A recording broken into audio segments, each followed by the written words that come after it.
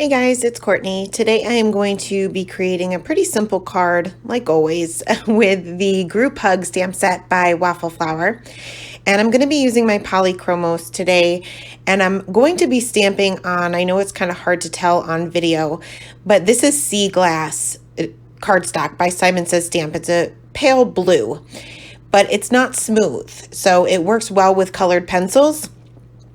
So I'm going to go ahead and stamp out my image, and I ended up stamping this 3 times with blackout ink by Ink on 3. So I am using my Misty. You see here that I have my stamp upside down because my card panel is actually upside down from what it will eventually be. That way I could just place that right in the corner. I did leave my stamp right in my Misty for later as well. So we're going to jump right into the coloring here, and I'm going to show you the giraffe first well, it's a little sped up, but it's not too bad. The other ones I'm going to speed up a lot just because the colored pencils do take a little bit of time. So for the giraffe, I am starting off with just 2 colors of a darker brown here, and I'm going to color in his spots first because I don't want to have to try to go around them. I will try a little bit, but just in case I go over them a little bit, this way these are already colored in, and I'm going in with a very, very heavy hand. So once you have enough pigment, I guess, or wax or oil-based, whatever kind of pencil you're using, once you have enough on there, it's not going to move around. So if you press too hard, you're not going to be able to blend your colors. So I'm doing this on purpose this time because I don't want these to blend. And I'm just going to go through the entire giraffe and color in all of his little spots. I am doing just a little bit of shading so that they're not all solid, but this way I don't have to be overly careful going around them. So once that's done, we're going to move on to the rest of his body, and I'm starting off with the lightest color. And I'm going to kind of do the same thing as I do with my Copics. I'm going to map out my darkest areas, but I'm going in with a very, very light hand. So I'm going to add some shading on his little arm there and underneath his arm, also where he's kind of tucked behind this little bear, and then mostly up the left-hand side of his neck until the neck curves or bends down. Then I'm going to switch it over to the other side. So it would be on the inside of his neck, if that makes any sense. So next I'm going to go in with my darkest color, and you can see here that I have my pencil sharpener off to the side. I am constantly sharpening my pencils. Having a good tip is very helpful, especially trying to get into little tiny areas. So here I'm going to go in with a little bit more pressure, but still not pressing overly hard because I'm going to want to blend this out a little bit. And like I said before, if you press too hard, you're not going to blend it out. But I am going in with a little bit heavier of a hand than I did with that first color. And I'm just going to go over those same areas that we had already mapped out with that lightest color. Again, where his neck is bent, the shadowing is going to kind of change to the other side of his neck. So going in with the next color, and this is just a little bit lighter than the one previously, and I'm going to go out a little bit further, and I'm going to go right over where I colored before with that darkest color and just bring it out a little bit. Again, not going in with too heavy of a hand, but a little bit heavier than I did with that first color that we mapped out.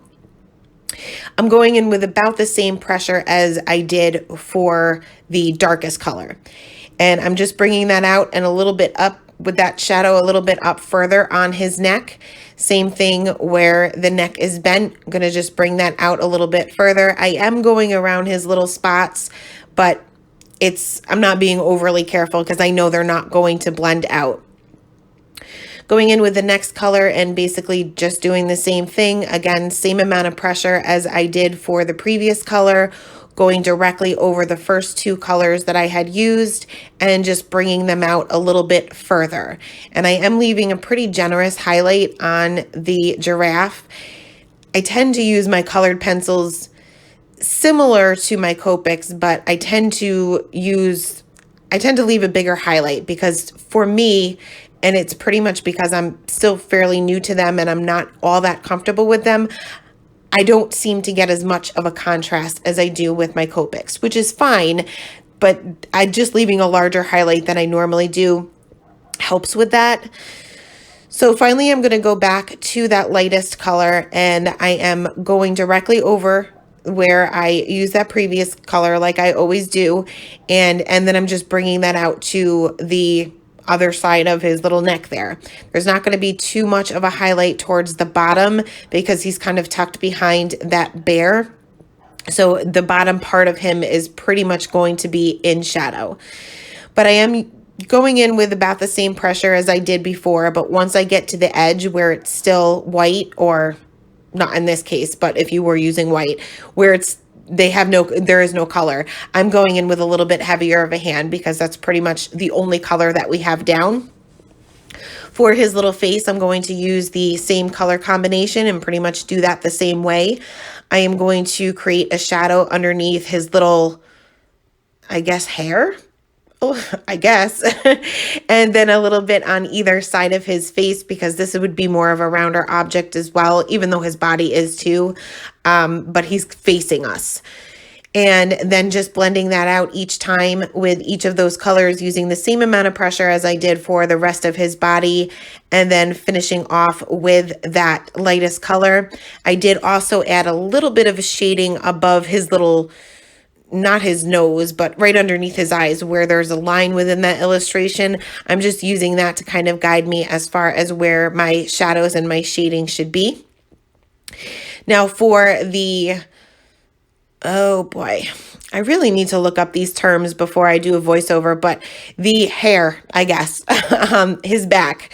I'm going to use the same brown combination that I did for his spots, but I'm going to bring in a third color, which will actually be my highlight. And again, mapping out those darkest areas with a very, very light hand, which I'm making my shading be closest to his body, and then where it's kind of bent in. So you see it's kind of wavy. So where it goes in, I'm just kind of tracing that little indentation.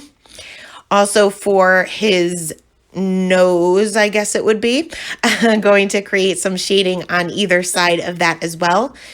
Now going in with the darkest color, again, adding a little bit more pressure than I did with the lightest color that we used to map out our darkest areas, but not too heavy where my color is not going to move. And also coloring his little hair on top of his head there. And I'm just making the darkest area being towards the bottom so that the top would be the lightest, which that would probably be true because that's where your light source would be. So blending this out with my mid-tone, just going in with a medium amount of pressure, going directly over that darkest color and just bringing that out a little bit. And those little U shapes that we had created before for those little indentations, going directly over those and just making them a little bit longer and a little bit wider. Same thing for his little nose there. And then finally, I will go back in with that lightest color that we had started off with and just finish blending all of those areas out so that the very lightest color will be where his little hair there is kind of sticking up, I guess. Same thing for his little nose, and we'll move on to the rest of the coloring. And here is where I'm going to speed it up a little bit more. I think the coloring on this card took me probably about, I'd say about an hour. So I know you guys don't want to sit here through that, and I didn't really do any special techniques, but I wanted to kind of show you everything just in case there's any questions or maybe the color combinations that I used. For the sheep, I'm using some warm grays, and I tend to, like I said before, kind of use the same techniques as I do with my Copics. I find that grays blend very easily, whether it's Copics or colored pencils, so I feel comfortable enough to go in with my darkest color first. And I'm just adding some shading underneath where his wool is, I guess, those little fluffy lines. And also around that wool where it's indented in, I'm either doing or creating a little flick or a little V depending on the shape of that particular area. I'm just using the illustration. I'm just taking a look at how it was illustrated, and that pretty much will guide you as far as where your shadows will be. I'm finishing off with the lightest warm gray in the set, and you can see this is, you know, very close to white. So it's kind of not completely opaque, but it's covering up those lines within the stamped image. But I'm not too worried about that because I'm going to restamp this. And because I left it in my Misty, I will have no problem doing that. Going to use the same colors for his little face, just doing a little bit more shading than I did for his wool to make it just a tad bit darker. Also for his little arm, doing the same thing. Now for his, I guess a horn, I'm not sure. I really need to Google things before I do this, but I'm using the same color combination. Again, just making this a little bit darker than I did his face. For the raccoon, I'm going to start off with my black pencil, and you can see that it's not a true black, and that's only because I'm going in with a pretty light hand here, because I'm going to be using the rest, or I'm going to be using my cool grays for the rest of the shading for him. So I want to be able to blend that black out, and blacks are kind of hard to blend out if you go in with a heavier hand. So just moving down, I think I used the darkest cool gray and then 2 after that, just for that highlight. And same thing for the stripes on his tail, just making sure that I leave that highlight right on the top part of his tail. And for the white patch on his face and the white stripes, I'm going to keep the cool grays out, but I'm also going to bring in the white pencil. I'm just going to do a little bit of shading with the cool gray 2 and 1 and blend that out with the white pencil. Again, this is pretty opaque, but I'm not too concerned with it. Next, moving on to this little bunny, I'm going to also use some, am I using warm grays here? I think I'm using cool grays here. Yes, I am. I'm using cool grays, and I want him to appear as if he is a white bunny as well. So I'm using a little bit of shading on the right hand side and underneath the bear's arm. He's got his little arm around him, and that would create a shadow. And then above his little back leg there where it's kind of bent up, and just adding a little bit of color to the inside of his ears. Next, for this bear, I'm going to again go in with a very light hand with my lightest color to kind of map out those darkest areas. Going to create a shadow right above the raccoon, because the raccoon is above him, a little bit off to the left-hand side, and also underneath the raccoon's tail. So basically my shading is going to be to the bottom left, as if the light source is in the top right. I didn't really honestly apply that to every single one of these images, but for the most part, you'd be able to tell where the light source is just by where the shadows are created.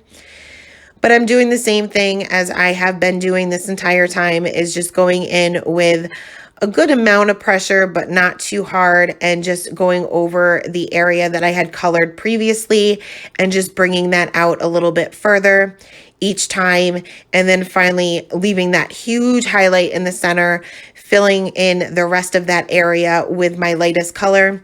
And you'll see that there's a little bit of the bear in front of the little raccoon. So I just used the lightest color for that area, being my light source would be in the top right. This part wouldn't be in shadow because it's off to the right.